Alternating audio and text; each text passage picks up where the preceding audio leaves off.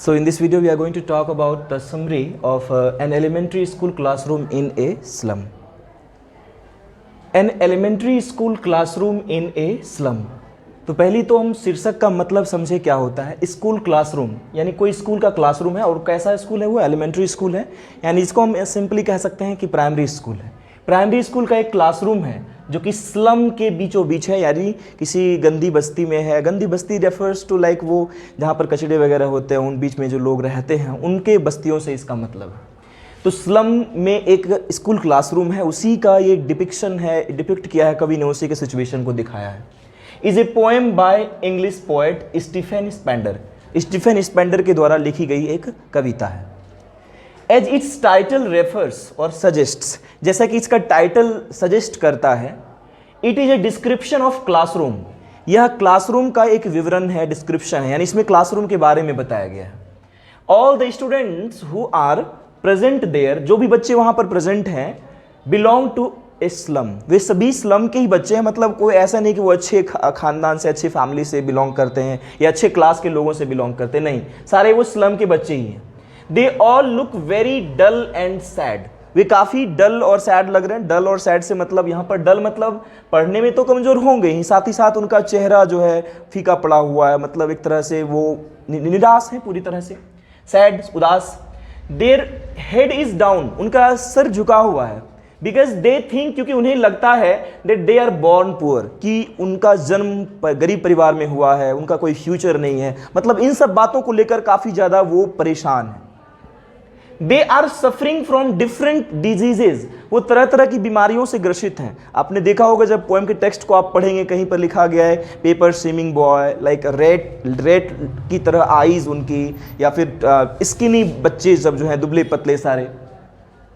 It seems that nobody is interested in study, ऐसा लगता है मानो कि पढ़ाई में किसी को इंटरेस्ट ही नहीं है, मतलब वो पढ़ने में अपनी इच्छा लगाना ही नहीं चाहते। They all are looking here and there, कोई क्लासरूम के दीवारों पर देख रहा है, कोई विंडो के बाहर देख रहा है, मतलब वो उनका ध्यान पढ़ाई में नहीं है, क्योंकि उन्हें लगता है कि इसमें उसका कोई फ्यूचर है ही नहीं। The walls of the classroom are dirty, classroom की दीवारें भी गंदी पड़ी हुई हैं। Some pictures, maps and charts, दीवारों पर कुछ पिक्चर्स यानी कुछ तस्वीरें लगाई गई हैं, मैप्स कुछ मानचित्र हैं और कुछ चार्ट्स लगे हुए हैं, आर ऑन दोज वॉल्स, उन दीवारों पर। There is also a picture of great poet Shakespeare, वहां पर शेक्सपियर की भी एक तस्वीर लगी हुई है। His head in the picture is bald, तस्वीर में उनका जो सिर जो है, बाल्ड जो है, यानी बिना सिर के उनका बाल है, स्वाभाविक आप देखेंगे उनके तस्वीर को तो। विच रिजेंबल्स द सनराइज, जो सनराइज को रिजेंबल करता है। मतलब बच्चे एक्चुअल में कहें तो बच्चे जान भी नहीं रहे कि वो इंसान कौन है, और जान भी रहे तो वो अलग वे में उसको ले रहे हैं, कार्टून की तरह देख रहे हैं, या एक सनराइज कोई सन की तरह उसको देख रहा है। मतलब ये कितना वो है कि होता है, अक्सर बच्चों को पता तक नहीं होता है कि क्लासरूम में जो चीज़ें लगी हुई है वो किस बारे में है। There is no meaning of these pictures for them, उनके लिए इन तस्वीरों का कोई मतलब ही नहीं है। Because they all are aware, क्योंकि उन्हें बखूबी पता है that this world is not theirs, कि ये दुनिया उनकी है ही नहीं। ये दुनिया से रेफर करता है कि मतलब वो जो तस्वीरें लगी हुई है, उन तस्वीरों से जुड़ी दुनिया से उनका कोई मतलब नहीं है। For them, उनके लिए Shakespeare is a wicked man, Shakespeare एक दुष्ट आदमी है। अब देखिए ये कितना खराब लग रहा होगा किसी आप पोएट को, बच्चे ऐसे सोच रहे हैं जैसे मानो वो बहुत ही खराब आदमी है। अब क्योंकि उनके बारे में वो ज़्यादा कुछ जान नहीं रहा है, खुद में ही एजम्पशन कर रहा है कि वो अच्छा आदमी नहीं है, मतलब उनके कारण से हमारी स्थिति ऐसी है। ऐसा ही बच्चे सोच रहे हैं, कुछ भी बच्चे सोच सकते हैं, लोअर ग्रेड के बच्चे हैं। उनके माइंड को यहाँ पर कवि ने रीड करने का प्रयास किया है। This is because he is very different from them, और ऐसा इसलिए भी उनको लगता है क्योंकि वो उनसे बिल्कुल ही अलग है। उनका पहनावा ओढ़ावा, उनका जो फेस है, चेहरा जो है। There situation has made them like this, और उनकी स्थिति ने ही उन्हें ऐसा बनाया है। चूँकि वो स्लम्स में रहते हैं, तो स्लम्स में जो इन्वायरमेंट होता है, सराउंडिंग होता है, कितना गंदा होता है, एयर पॉल्यूटेड, सब तरह का चीज़, मतलब गंदगी के बीच रहना कितनी ज़्यादा बीमारी वाली बात हो सकती है। दे लैक प्रॉपर फूड, ना ही उन्हें सही, लैक मीन्स होता है कमी होना, उनके पास सही खाना नहीं है, उनको सही खाना नहीं मिलता है, कपड़े सही से पहनने नहीं मिलते। हाउसेस, घर, समझ ही रहे हैं, ऐसा घर हमने कई बार देखा है भागलपुर जैसे छोटे छोटे शहरों में कि नाली के ऊपर रह रहे हैं, नीचे से नाली की बदबू आ रही है, मतलब ऐसे ऐसे जगह पर उन्हें रहना पड़ जाता है। एंड मैनी मोर, और ऐसी बहुत सारी चीजें जिनकी कमी उनके पास है। दिस इज द रीजन, यही कारण है that their skeleton is visible, कि उनका जो है हड्डी पूरे शरीर का दिख रहा है, विजिबल थ्रू देयर स्किन, उनकी चमड़ी में हड्डियां ही दिख रही हैं। The poem is the description of reality, एक सच्चाई का डिस्क्रिप्शन है, यानी इसमें सच्चाई को कवि ने दिखाने का प्रयास किया है।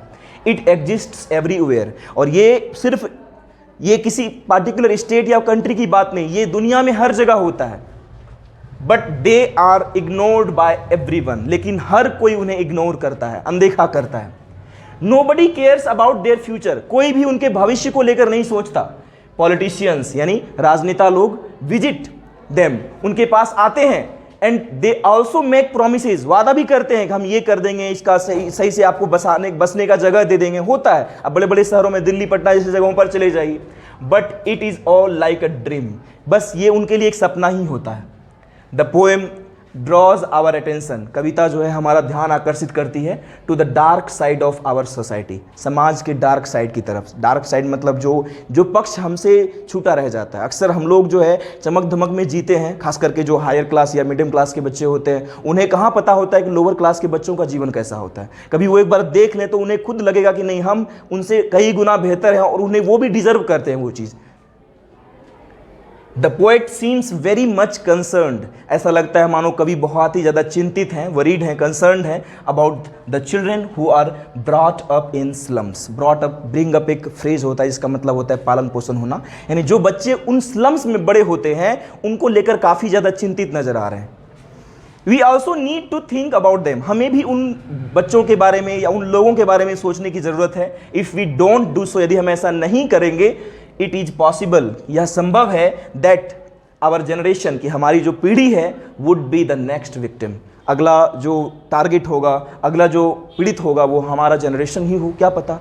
तो कहीं ना कहीं ये बहुत ही ज़्यादा कह सकते हैं रियलिटी को डिपिक्ट करता हुआ एक पोएम है जो कवि ने, स्टीफन स्पेंडर ने हमें दिखाने का प्रयास किया है कि ये हर समाज का वो एक डार्क साइड होता है जिससे हम सभी जानबूझकर, कभी कभी तो नहीं जान रहे हो तो ठीक है, लेकिन हम लोग कभी कभी जानबूझकर भी उनको हाशिए पर रख देते हैं। अब सपोज हम सड़क पर से गुजरते हैं, देखते हैं कई बच्चे कूड़ों में, हमने खुद देखा हुआ है, शहर में जैसे जाइए, शहर के अब तो गाँव में भी ये आम हो गया है कि बच्चे जो है जो अपना बैग सही से, किताब कॉपी नहीं उठा सकते, वो बड़ा बड़ा बोरा कंधे पर रखकर कूड़े कचरे को चुनते हुए नजर आते हैं। क्या वो शौक से करते होंगे? ऐसा नहीं, कहीं ना कहीं उनकी परिस्थिति उन्हें मजबूर करती है। और अब तो सुनने को ऐसा मिलता है कि कई जगहों पर ऐसा होता है, दिल्ली जैसे शहर में हमने सुना है कि माँ बाप उन्हें फोर्स करते हैं वो काम करने के लिए, अपना बैठकर खाते हैं, बच्चे को पढ़ाई की जगह कूड़े चुनने भेजते हैं। मतलब कैसी मेंटलिटी हो रही है हमारी मानसिकता कहाँ जा रही है। तो कहीं ना कहीं बहुत ही ज़्यादा हमें भी ज़रूरत है कवि की तरह सोचने की, पोएट की तरह सोचने की, और जब तक हम ऐसा नहीं सोचेंगे तो हम अपने पूरे समाज को लेकर नहीं, साथ लेकर नहीं चल पाएंगे। वो जो एक हाशिया है वो हमेशा ये पीछे रह जाएगा। Thank you.